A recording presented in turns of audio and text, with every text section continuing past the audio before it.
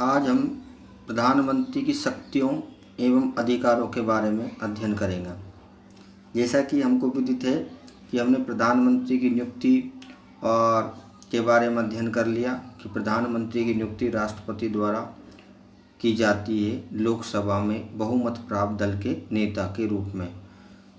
चूँकि अनुच्छेद 74 के अंतर्गत प्रावधान किया गया है कि राष्ट्रपति को कार्यों में सलाह देने के लिए एक मंत्रिपरिषद होगी और मंत्रिपरिषद का मुखिया प्रधानमंत्री होता है। तो मंत्रिपरिषद के निर्माण में प्रधानमंत्री की महत्वपूर्ण भूमिका होती है। पूरा प्रशासन यानी प्रधानमंत्री के चारों ओर घूमता है, इसलिए इसको मंत्रिमंडलीय शासन भी कहते हैं। क्योंकि मंत्रिमंडल के निर्माण में, मंत्रिमंडल के विघटन में महत्वपूर्ण भूमिका प्रधानमंत्री की होती है। तो प्रधानमंत्री के अंतर्गत या प्रधानमंत्री एक ऐसी संस्था है जिसके अंतर्गत वास्तविक कार्यपालिका निहित है। तो प्रधानमंत्री की शक्तियों और अधिकारों का अध्ययन हम पीछे यानी यहाँ पर करते हैं। तो भारत का प्रधानमंत्री विश्व के शक्तिशाली शासनाध्यक्षों में से एक है। आप इसमें और जोड़ सकते हो, क्योंकि भारत में संसदीय शासन व्यवस्था को अपनाया गया है, इसलिए वास्तविक कार्यपालिका मंत्रिपरिषद में निहित होती है और मंत्रिपरिषद का मुखिया प्रधानमंत्री होता है, जिसकी नियुक्ति राष्ट्रपति द्वारा लोकसभा में बहुमत प्राप्त दल के नेता के रूप में की जाती है। चूँकि मंत्रिमंडल या मंत्रिपरिषद के निर्माण में प्रधानमंत्री की महत्वपूर्ण भूमिका होती है, इसलिए पूरा शासन प्रधानमंत्री के चारों ओर घूमता है।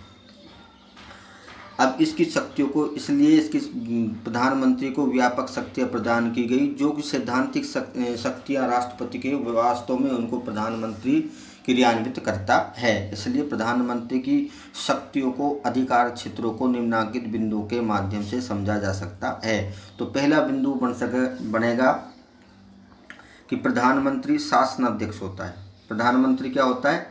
शासन का अध्यक्ष होता है। मैंने आपको जब संसदीय शासन व्यवस्था के बारे में बताया था तो मैंने आपको भली भांति क्लियर किया था। राष्ट्राध्यक्ष और राज्याध्यक्ष होता है राष्ट्रपति, जो कि नाम मात्र की कार्यपालिका होता है, जबकि वास्तविक अध्यक्ष होता है प्रधानमंत्री, जो कुछ शासन यानी सरकार का अध्यक्ष होता है। इसलिए वह शासन अध्यक्ष के रूप में उसकी महत्वपूर्ण भूमिका है। क्या क्या है कि वह सरकार का मुखिया होता है, जबकि राष्ट्रपति राज्याध्यक्ष या राष्ट्राध्यक्ष होता है। अब मैंने कई बार आपको बताया राज्याध्यक्ष और राष्ट्राध्यक्ष, तो राज्याध्यक्ष और राष्ट्राध्यक्ष एक ही बात है। राज्याध्यक्ष एक भौतिक अवधारणा है, जबकि राष्ट्राध्यक्ष एक मनोवैज्ञानिक अवधारणा है। केंद्रीय मंत्रिमंडल और अन्य नीति निर्माता संस्थाओं से संबंधित सभी महत्वपूर्ण निर्णय प्रधानमंत्री की देखरेख में लिए जाते हैं, ठीक है ना। और हम बात करेंगे कि इसमें दूसरा बिंदु भी हम जोड़ सकते हैं। वो नीति आयोग का पदेन अध्यक्ष होता है, इसमें भी जोड़ देंगे, लेकिन ये दूसरा बिंदु दे रखा है शासन अध्यक्ष, तो इसमें इसको जोड़ सकते हैं कि वे सरकार का वास्तविक अध्यक्ष भी होता है।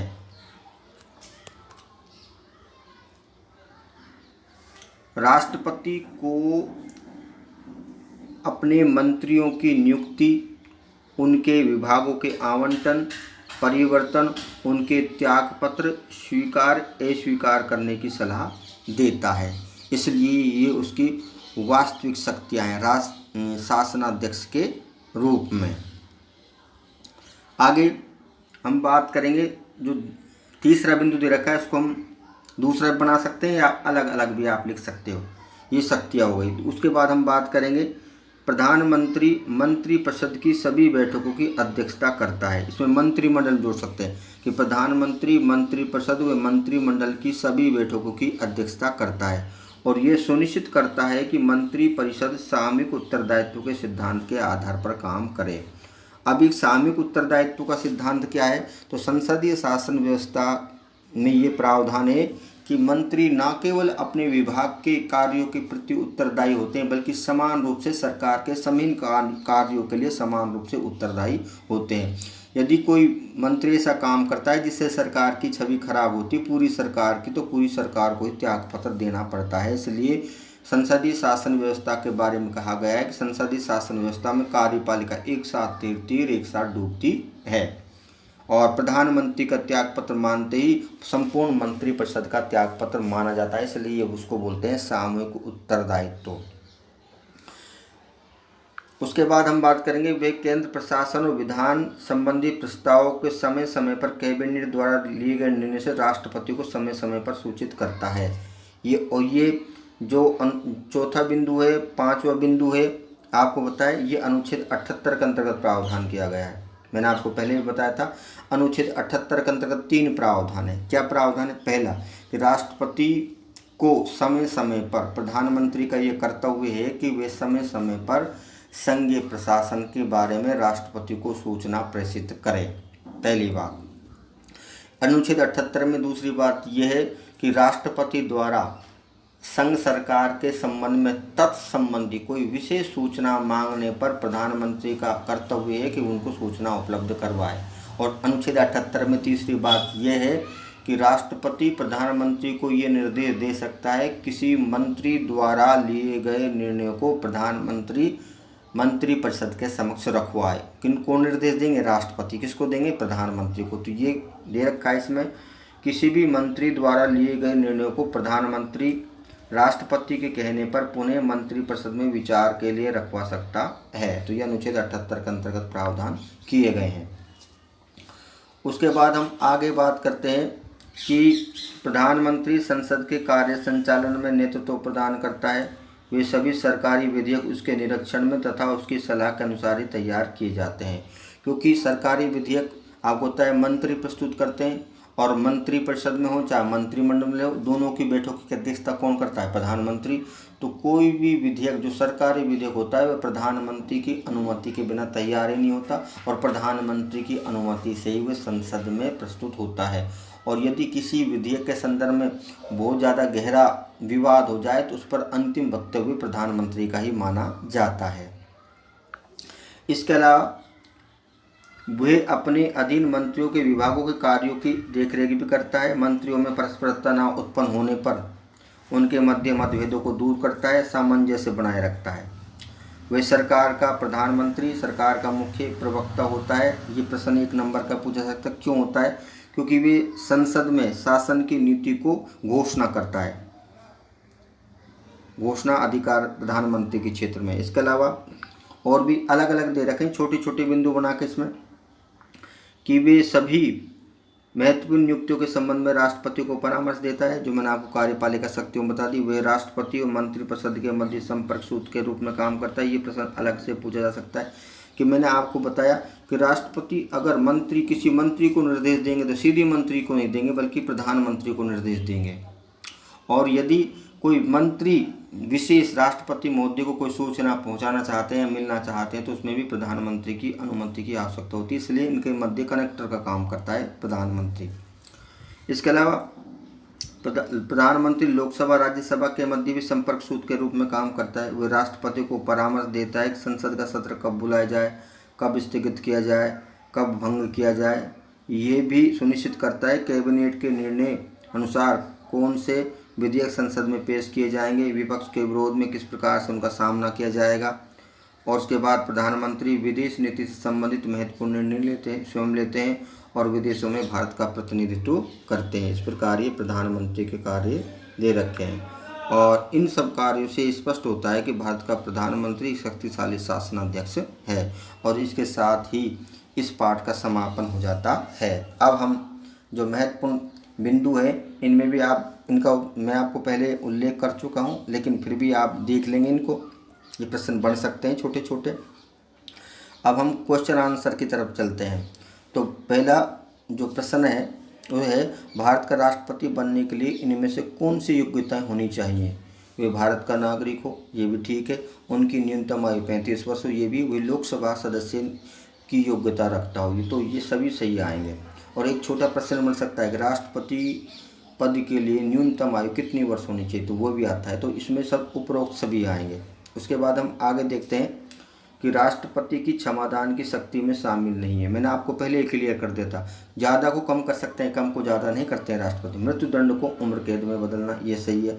उम्र कैद को मृत्युदंड में बदलना, उम्र कैद को मृत्युदंड, ये सही नहीं है। उम्र कैद को पूर्णतः क्षमा करना, मृत्युदंड को विलंबित करना, देरी का, सब कुछ कर सकते हैं। मैंने आपको बताया कि ज़्यादा को कम करते हैं, कम को ज़्यादा नहीं। तो इसमें बे ऑप्शन ये सही नहीं होगा कि उम्र कैद को मृत्युदंड में नहीं बदलते, मृत्युदंड को उम्र कैद में बदल सकते हैं, यानी ज़्यादा को कम कर सकते हैं। तो इसका आंसर आएगा बे। भारतीय, आगे हम देखेंगे, भारतीय संविधान के किस या अनुच्छेद के प्रावधानों के तहत आज तक आपातकाल की घोषणा नहीं हुई है। तो जब मैंने आपको राष्ट्रपति की आपातकालीन शक्तियों का उल्लेख किया था, बताया था, समझाया था, तो मैंने आपको बताया था कि अभी तक वित्तीय आपातकाल भारत में नहीं लगा है। तो वित्तीय आपातकाल कौन सा अनुच्छेद के अंतर्गत लगता है? अनुच्छेद 360 के अंतर्गत। तो अभी तक इसकी घोषणा नहीं हुई, तो इसका आंसर आएगा से। उसके बाद चौथा, इनमें से कौन मंत्रिपरिषद का हिस्सा नहीं है? कैबिनेट मंत्री, राज्य मंत्री, उप मंत्री। ये तो मंत्रिपरिषद का है, तो संसदीय सचिव नहीं, ये संसदीय परंपरा पर आधारित। इसका आंसर आएगा बे। राष्ट्रपति संविधान के किस अनुच्छेद के प्रावधानों के अंतर्गत प्रधानमंत्री की नियुक्ति करता है? तो इसमें आंसर आएगा अनुच्छेद 75 आएगा। कहीं पर 74 का उल्लेख भी, लेकिन 74 में ये कहा गया है कि राष्ट्रपति को कार्यों में सलाह देने के लिए एक मंत्रिपरिषद होगी, मंत्रिपरिषद का मुखिया प्रधानमंत्री होगा। लेकिन प्रधानमंत्री की नियुक्ति अनुच्छेद 75 के अंतर्गत लोकसभा में बहुमत प्राप्त दल के नेता के रूप में राष्ट्रपति द्वारा की जाती है, इसलिए इसका आंसर आएगा अनुच्छेद 75, यानी ए ऑप्शन आएगा। उसके बाद हम अति लघुतरात्मक में देखते हैं। अति लघुतरात्मक, देखो सबसे पहले हम बात करेंगे तो लघुतरात्मक में भारतीय संघ की समस्त कार्यपालिका शक्ति किस में निहित है? तो भारतीय संघ की समस्त कार्यपालिका शक्ति अनुच्छेद 53 के अंतर्गत राष्ट्रपति में निहित है। किस में निहित है? राष्ट्रपति में। तो इसका आंसर आएगा राष्ट्रपति। हमारे देश के प्रथम राष्ट्रपति कौन थे? तो हमारे देश के प्रधानमंत्री या हमारे देश के प्रथम राष्ट्रपति थे डॉक्टर राजेंद्र प्रसाद। कौन थे? डॉक्टर राजेंद्र प्रसाद, जो 2 बार भी निर्वाचित हुए थे। उसके बाद प्रधानमंत्री की नियुक्ति कौन करता है? राष्ट्रपति करता है। कौन करता है? राष्ट्रपति करता है। इसके अलावा ये पूछा सकता है किसके रूप में करता है? तो लोकसभा में बहुमत प्राप्त दल के नेता के रूप में करता है। प्रधानमंत्री की 2 प्रमुख शक्तियाँ लिखिए। बहुत सारी शक्ति मैंने अभी आपको बताई। वह नीति आयोग का पदेन अध्यक्ष होता है, वह शासन अध्यक्ष होता है, वह राष्ट्रपति मंत्रिपरिषद के मध्य कड़ी के रूप में काम करता है, लोकसभा राज्यसभा के मध्य कड़ी के रूप में काम करता है, वह महत्वपूर्ण नियुक्तियों में आपको होता है, राष्ट्रपति को परामर्श देता है। बहुत सारी शक्तियाँ आपको बताई। इसके अलावा मैंने आपको लघुतरात्मक राष्ट्रपति के निर्वाचन प्रक्रिया को बताइए। तो निर्वाचन अलग है, निर्वाचन प्रक्रिया। तो निर्वाचन प्रक्रिया में आपको ये लिखना है कि राष्ट्रपति का निर्वाचन एक निर्वाचक मंडल द्वारा किया जाता है, आनुपातिक प्रतिनिधित्व की एकल संक्रमणीय मध्यपति द्वारा, जिसमें 2 बातों का विशेष रूप से ध्यान रखा जाता है कि पहला मैंने आपको बताया था कि निर्वाचक मंडल के सदस्यों के जो मत देते हैं उसमें जनसंख्या का समान प्रतिनिधित्व होना चाहिए। और दूसरा मैंने आपको बताया था कि भिन्न भिन्न राज्यों के सदस्यों के भिन्न भिन्न राज्यों के विधानसभा के सदस्यों के मतों में एकरूपता होनी चाहिए। उसके लिए 2 सूत्र बताए थे। पहला, जनसंख्या का समान प्रतिनिधित्व हो निर्वाचक मंडल में, इसलिए मैंने आपको बताया था कि संसद के सदस्यों का मत भार निकालते हैं। और उसके लिए सूत्र बताया था आपको मैंने, राज्य की संसद के सदस्य का मत भार निकालने के लिए मैंने आपको बताया था कि समस्त राज्यों की विधानसभाओं के निर्वाचित सदस्यों के कुल मत भार बटा संसद के दोनों सदनों के निर्वाचित सदस्यों की संख्या, यानी 776 का उसमें भाग देते हैं। और भिन्न भिन्न राज्यों के जो सदस्य हैं विधानसभा के, उनके मतों में एकरूपता रखने के लिए आपको पता है विधानसभा के सदस्य का मतभार बताया था, जिसका सूत्र बताया था राज्य की कुल जनसंख्या बटा राज्य की विधानसभा के निर्वाचित सदस्यों की संख्या भाग 1000। इसके अलावा 2 बातों को ध्यान रखने के बाद हम आपको बताएं कि आनुपातिक प्रतिनिधित्व में जब राष्ट्रपति का चुनाव होता है अप्रत्यक्ष रूप से, तो निर्वाचक मंडल के सदस्यों को उतने ही मत देने का अधिकार है जितने की उम्मीदवार खड़े हुए हैं। अगर एक उम्मीदवार खड़ा होता है, 1 2 है तो 2, 3 है तो 3, 4, क्योंकि एक तो हो ही नहीं सकता है, कम से कम 2 तो होंगे। उसके बाद प्रत्येक निर्वाचक मंडल के सदस्यों को उतने ही मत देने का अधिकार है जितने उम्मीदवार खड़े हुए हैं, और वे भी वरीयता के हिसाब से, पहली वरीयता, दूसरी वरीयता, 3 कैंडिडेट तो 3 वरीयता, 4 कैंडिडेट तो 4 वरीयता। और उसके बाद राष्ट्रपति के चुनाव में वही उम्मीदवार विजयी होता है जिसको मतों का न्यूनतम कोटा मिल जाता है। और मतों का न्यूनतम कोटा क्या होता है? जिस कैंडिडेट को कुल मतों का आधे से 1 ज़्यादा मिल जाता है। और इसके लिए सूत्र भी बताया था मैंने आपको कि डाले गए कुल मतों की संख्या बटा निर्वाचित प्रतिनिधियों की संख्या, उसमें 1 जोड़ दे देंगे और बाद में भाग फल में भी 1 जोड़ते हैं। उदाहरण के लिए मान लीजिए कुल वोट डाले गए 100 और उसमें 2 का भाग दे देंगे, 1 निर्वाचित प्रतिनिधि और 1 उसमें जोड़ते हैं तो 50 आ गए। 50 में 1 जोड़ेंगे तो कितने, 51। जिस कैंडिडेट को 100 में से 51 वोट मिल जाएंगे वह विजयी घोषित हो जाएगा। अब इसके लिए मैंने आपको एक बात और बताई थी कि जब तक किसी कैंडिडेट को मतों का न्यूनतम कोटा नहीं मिलता है तब तक मतों की गणना जारी रहती है। दूसरी गणना होती है, दूसरी गणना में ये प्रावधान है कि पहली गणना में जिस कैंडिडेट को सबसे कम मत मिले उसको चुनाव की प्रक्रिया से बाहर कर दिया जाता है और उसके वोटों को शेष रहे अभ्यर्थियों में बांट दिया जाता है। मतों की ये गणना तब तक चलती रहती है जब तक किसी उम्मीदवार को मतों का कोटा नहीं मिल जाता है। तो इसमें निर्वाचन प्रक्रिया में 3 सूत्र आएंगे, थोड़ा सा आपको उल्लेख करना पड़ेगा कि कैसे कौन विजयी होता है। उसके बाद राष्ट्रपति की कार्यपालिका शक्तियों पर टिप्पणी लिखी। तो राष्ट्रपति की कार्यपालिका शक्ति मैंने आपको बताई दी थी कि संघ की कार्यपालिका शक्ति राष्ट्रपति में नहीं थी अनुच्छेद 53 के अंतर्गत, और उसमें राष्ट्रपति की कार्यपालिका शक्तियों में निम्न शक्ति आती है जो महत्वपूर्ण नियुक्तियां मैंने आपको बताई। उसके बाद मैंने बताया संघ की इकाइयों पर नियंत्रण, संघ सरकार के विभागों के बारे में नियम बनाना, तीनों सेनाओं का सर्वोच्च सेनापति, इस प्रकार 4 बिंदुओं के रूप में आपको मैंने बताए थे। उसके बाद है अनुच्छेद 356 के अंतर्गत राष्ट्रपति के अधिकारों को स्पष्ट कीजिए। तो अनुच्छेद 356 के अंतर्गत आता है राष्ट्रपति शासन। तो अनुच्छेद 356 के अंतर्गत प्रावधान किया गया कि राष्ट्रपति को ये समाधान हो जाए कि राज्यपाल की रिपोर्ट के आधार पर या अन्य विश्वसनीय सूत्रों के माध्यम से कि राज्य का शासन संविधान के उपबंधों के अनुसार नहीं चलाया जा रहा है, तो ऐसे में राष्ट्रपति के द्वारा अनुच्छेद 356 के अंतर्गत उस राज्य में राष्ट्रपति शासन लगा दिया जाता है या आपातकाल लगा दिया जाता है। और इसके बाद उस राज्य की मंत्रिपरिषद भंग कर दी जाती, बर्खास्त कर दी जाती, यहाँ तक कि विधानसभा को भी भंग कर दिया जाता है। और ऐसे में राज्य सूची के उस राज्य के लिए राज्य सूची के विषय पर कानून बनाने का अधिकार संसद को प्राप्त हो जाता है।